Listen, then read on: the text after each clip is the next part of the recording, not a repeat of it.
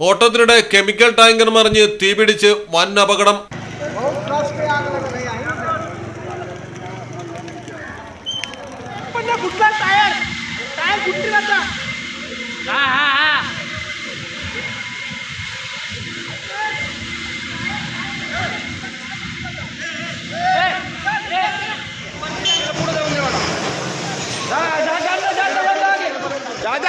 Mumbai Pune ഹൈവേയിലാണ് tanker മറിഞ്ഞ് തീപിടിച്ചത്.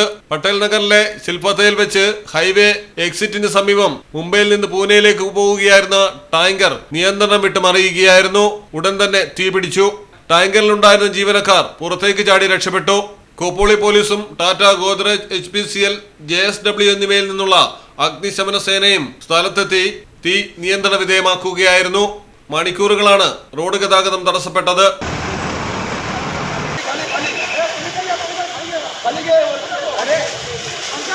News desk Malayalam television. നാട്ടിലെവിടെയാ? വയനാട്ടില്. നാട്ടിലെവിടെയാ? ഞാൻ കോഴിക്കോട്. നാട്ടിലെവിടെയാ? ഞാൻ ആലപ്പുഴ. നാട്ടിലെവിടെയാ? ഞാനോ? ഞാൻ കണ്ണൂരാ. നാട്ടിലെവിടെയാ?